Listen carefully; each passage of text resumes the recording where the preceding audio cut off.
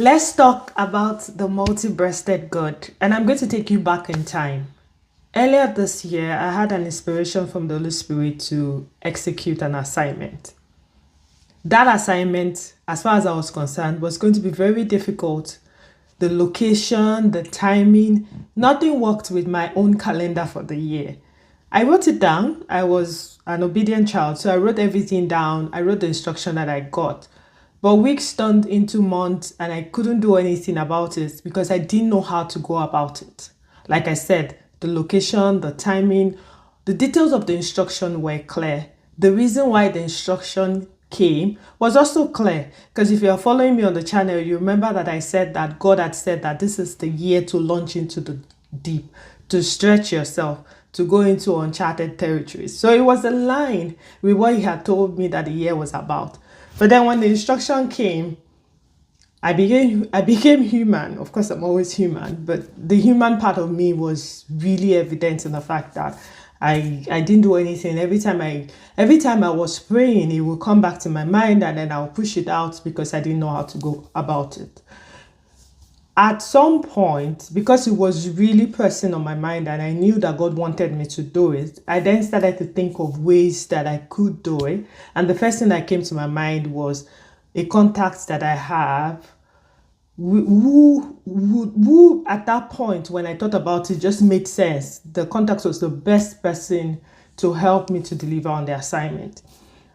So I called them, and I'm so glad that I called them. I'm still grateful to God that I called them, because the encouragement that I got from them really helped me to move things along. They were so supportive, confirmed that, oh, this is a good thing to do, this is the right thing, this is really great, you should follow through and do this.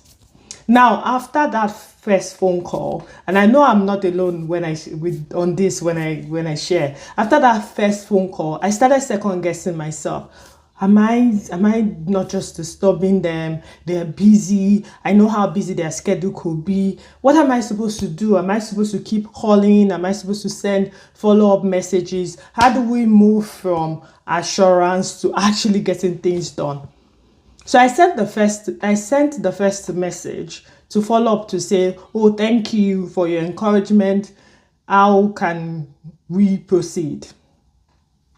And I think we had conversations around the date. I think the date wasn't going to work. They suggested that maybe I could move it to another date.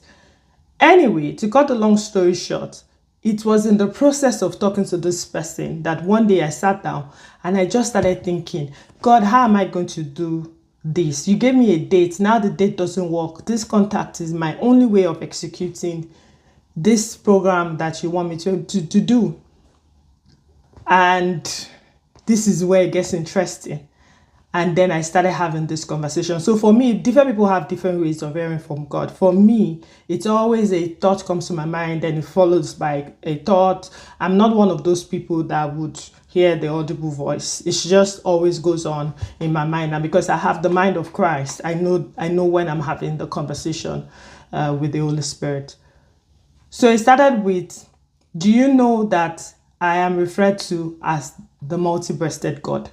And I said, yeah, I'm not a student of Hebrew or Greek, but I've heard it said a few times that that's another interpretation for El Shaddai. The next question was, what does it mean to be multi-breasted? And while I was still going to answer the question, the next question was, how many breasts does a woman have? I was like, a woman has 2 breasts. And then the schooling started and it went on like this. So a woman has 2 breasts, which means that at best she can only feed 2 children at once. She can express, but even then she would have to still replenish herself to be able to continue to express in order to feed her children if she has to feed more than 2 at once. Unlike you, I'm not like that. I'm multi-breasted, which means all my children can come to me at the same time. And I will provide nourishment, I'll provide food, I'll provide life, I'll provide everything that they need for life and godliness at the same time. None of my children has to queue behind another child for second helping. When you're dealing with me, that's not how it works. I am your source. I'm all your source. So what you're doing right now is that you're queuing behind a child of mine when I am your source. I am the one that gave you the assignment. Come to me for direction. I am the multi-breasted God. And that's exactly how I received it. And like they say, the rest is history. Did he still use people? Absolutely. Was my contact still one way or the other instrumental to getting up and doing that assignment? 100%. However, ultimately, God is the source. It's the one we have to go to first. It's the one we have to ask for clarity. It's the one we have to ask for who should we go to, what should we do, and one after the other, day by day. The interesting thing about God is just like I always use the analogy of your father. When you go to your father at times, it's always layer after layer, precept after precept. They wouldn't dump every information on you. They'll give you piecemeal. They tell you to do A, and when A is done, they tell you to do B, and when B is done, they move on to C. That's often the same thing with God. He will give you something to do. He will expect you to come to him, and then it starts to reveal. It's the revealer of secrets. As we count down to the end of 2025 and 2026, this is a reminder to anyone that is listening to me right now to always remember that God is your source. Are there things that he has told you that he's going to do through you this year, and you're already giving up on them because you've reached out to people, because the people that you thought were going to be your means have proved to be human, because we all are human?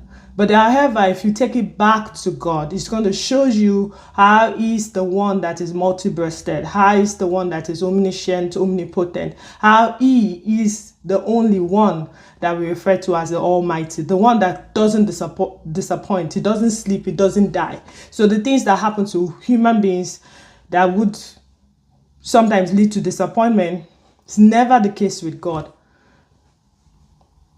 Go to the multi-breasted God. Yes, I paused deliberately because I'm hoping that you take a second right now, or take a minute, take as much as you need to remind yourself that God is your source, and to tell him, to pledge your allegiance to him and him alone, to tell him that for the rest of 2025, you're going to rely on him. And even into 2026, you're going to see him as your source. You're going to ask him now for the blueprint, the plan that he has for your life for 2026. And my sister, my brother, my dad, my mom, you will not be disappointed. He didn't disappoint me. He has never disappointed me. I've been the one disappointing myself when I don't remember to put him first. When I don't remember he's my only source. That's what I wanted to share with you today. I hope it blesses you as much as it blesses me. I hope it changes your perspective about things. And I hope more than anything else that it helps you to always put God first. I leave you with a prayer. May the Lord bless you. May the Lord keep you. May the Lord cause his face to shine upon you and be gracious unto you. May the Lord lift up his countenance upon you and give you peace now and always. I love you with the love of God. But more importantly, don't you ever forget that the multi-breasted El Shaddai deeply loves you. Bye.